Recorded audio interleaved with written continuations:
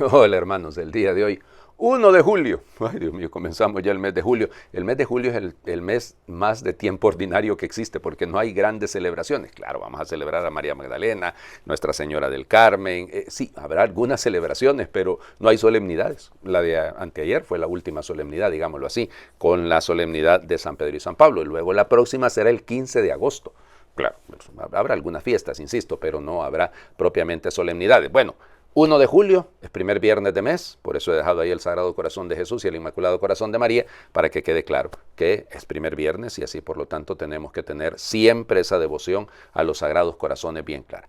Hoy es día del último mártir de Irlanda durante la época, digamos, de la gran persecución de Inglaterra, del dominio de Inglaterra. Claro que habrá otros. El hecho del Santo Padre, el Papa San Juan Pablo II, canonizó a otros cuantos más, pero este es el último en ser martirizado. Y era, fíjense ustedes, arzobispo de Armagh.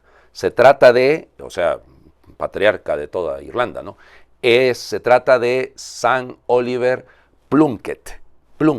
Nacido muy probablemente en 1625, el 1 de noviembre, algunos hablan incluso de un poquito más tarde, de 1629, pero no, es muy probable.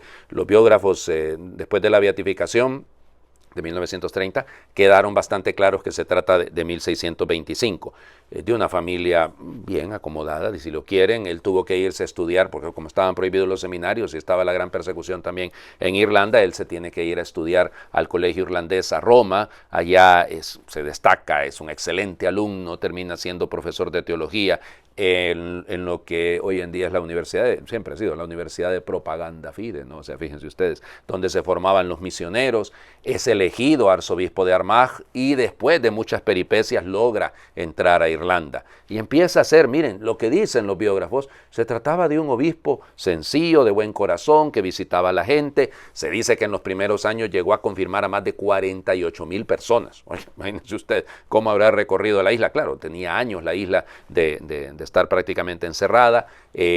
Pues le permite a los jesuitas que regresen, porque todos habían sido expulsados, y ya va formando los seminarios, empieza a llenarse el seminario con candidatos al sacerdocio. También hay un colegio de los jesuitas donde incluso entran un montón de protestantes. O sea, él sigue adelante. Gracias a Dios, los gobernadores en ese momento, por parte de Inglaterra, porque Irlanda está controlada, eran respetuosos, si lo quieren, digámoslo, para no decirlo de otra manera, respetuosos de lo que hacía la iglesia, y lo dejaban actuar.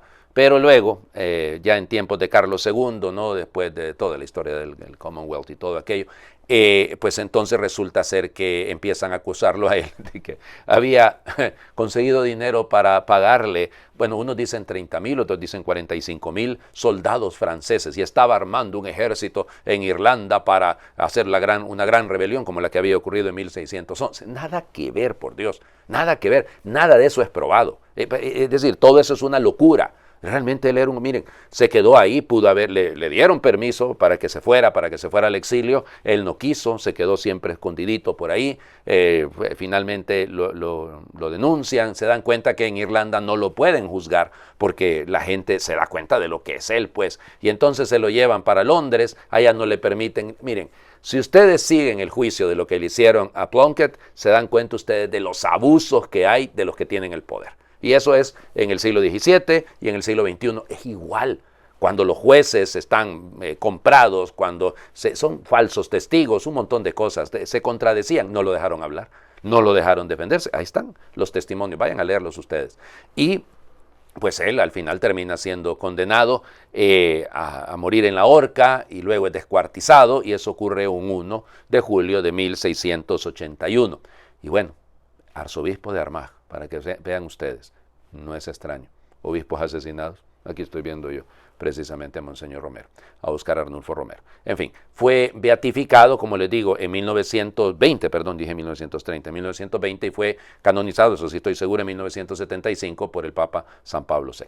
Vamos a las lecturas del día de hoy, porque seguimos nosotros adelante. Amós, capítulo 8, versículos del 4 al 6 y luego del 9 al 12. Escuchen esto, los que buscan al pobre solo para arruinarlo y andan diciendo, ¿cuándo pasará el descanso del primer día del mes para vender nuestro trigo y el descanso del sábado para reabrir nuestros graneros? altaneros. Disminuyen las medidas, aumentan los precios, alteran las balanzas, obligan a los pobres a venderse por un par de sandalias, los compran y hasta venden el salvado como trigo. Pues bien, en aquel día, dice el Señor, yo haré que se oscurezca el sol en pleno día, y a plena luz cubriré la tierra de tinieblas. Convertiré en duelo las fiestas de ustedes y en gemidos sus canciones. Haré que todos se vistan de sayal y se rapen por completo la cabeza. Ese día será como de luto por el Hijo único, y su final será de llanto y amargura. Días vendrán, dice el Señor, en que les haré sentir hambre, pero hambre de pan ni de sed de agua, sino de oír la palabra del Señor. Entonces andarán errantes de norte a sur y de oriente a poniente buscando la palabra del Señor, pero no la encontrarán. Palabra de Dios. Te alabamos, Señor. A ver, veamos, repitamos. Disminuyen las medidas, aumentan los precios, alteran las balanzas, obligan a los pobres a venderse, venden el salvado como trigo. ¿Le suena eso a algo? Sí, miren, esto, como dicen algunos memes que ponen por ahí en las redes sociales, no importa cuándo lo lea. O sea, vale igual. Así es, hombre. Seamos realistas. Todo el tema, por ejemplo, de los combustibles a nivel mundial, si es una crisis, claro, generada por la guerra entre Rusia y Ucrania, las locuras de Vladimir Putin, claro, pero detrás de eso también hay un montón de injusticias, hay un montón de realidades. Óigame, se aprovechan de la gente más sencilla. Y también algunos religiosos se aprovechan de la gente más sencilla, los esquilman, les venden profecías falsas y bueno, por favor, no me quiero meter en esto, pero realmente esto es peligroso, ¿no? Esto ocurre y sigue ocurriendo, tiene que detenerse, por eso se oscurecerá. Cuidado, ay padre, si los 3 días de oscuridad, ¿cuántas veces he oído yo esa locura? No se trata de eso.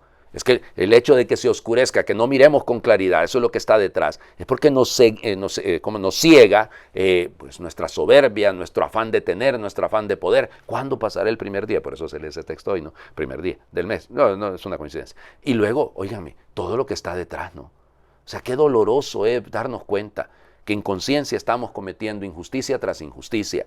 Estamos vendiendo a los pobres. Miren, mi país está viviendo una tragedia, bueno, Centroamérica en general, porque encontraron cualquier cantidad de personas muertas, ya son más de 56, al menos en el momento en el que les estoy grabando esto, que murieron en un contenedor ahí en Texas. Los coyotes criminales, así se les dice en mi país, coyotes, se les llama a los que venden a las personas para pasarlas a Estados Unidos. Terrible esto. Bueno, venden a las personas, venden a los pobres. Eso es lo que nos está pasando. Mateo, el Evangelio, capítulo 9, versículos del 9 al 13. En aquel tiempo Jesús vio a un hombre llamado Mateo sentado a su mesa de recaudador de impuestos, y le dijo, sígueme. Él se levantó y lo siguió. Después, cuando estaba a la mesa en casa de Mateo, muchos publicanos y pecadores se sentaron también a comer con Jesús y sus discípulos. Viendo esto, los fariseos preguntaron a los discípulos, ¿por qué su maestro come con publicanos y pecadores? Jesús los oyó y les dijo, no son los sanos los que necesitan de médicos, sino los enfermos. Vayan pues y aprendan lo que significa, yo quiero misericordia y no sacrificios. Yo no he venido a llamar a los justos, sino a los pecadores. Palabra del Señor. Gloria a ti, Señor Jesús. Ay, Señor Jesucristo. Mateo, de una mesa a otra mesa, de la mesa de la recaudación de impuestos a la mesa de su casa, que se vuelve un lugar para la celebración y para la fiesta de la conversión. También nosotros tenemos que pasar de las mesas en las que nos apoyamos, no para construir familia, no para construir sociedad, sino para delinquir, para cometer faltas, a la mesa de la Eucaristía, a sentarnos a la gran fiesta, a encontrarnos con Cristo, a ser discípulos, a aprender que también necesitamos curarnos, así como el paralítico de ayer, ¿no? Que necesitaba ser levantado. Igual nosotros necesitamos ser sanados, y no hay mejor cosa que sentarse a la mesa con el Señor para ser sano, para encontrar la salvación. Pasemos, convirtámonos, dejemos atrás una vida que no es de Dios para vivir con Dios y según Dios. Les invito a hacer oración. Te doy gracias, Jesús, por tu misericordia, porque nos amas. Tú, el pobre, porque nos sanas. Tú, herido de amor, porque nos iluminas, aún oculto, cuando tu ternura enciende el mundo, porque nos guías siempre delante, siempre esperando. Te doy gracias, Jesús, por tu misericordia, porque nos miras desde la congoja y nos sonríes desde la inocencia, porque nos ruegas desde la angustia de tus hijos golpeados, nos abrazas en el abrazo que damos y en la vida que compartimos.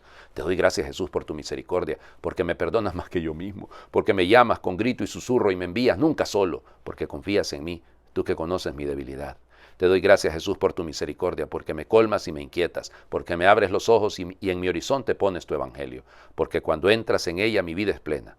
Te doy gracias, Jesús, por tu misericordia, y te pido que me ayudes a ser misericordioso. Amén. El Señor esté con ustedes, y les bendiga a Dios por intercesión de San Oliver Plunkett, el que es Padre, Hijo y Espíritu Santo, y su bendición descienda, les acompañe siempre. Muy feliz viernes para todos, primer viernes de mes. La devoción al Sagrado Corazón de Jesús, no la dejen, por favor. Ya les digo, ahí está la síntesis de todo el Evangelio, en el corazón que tanto ha amado al mundo y que lamentablemente tan poco es correspondido. Feliz viernes para todos.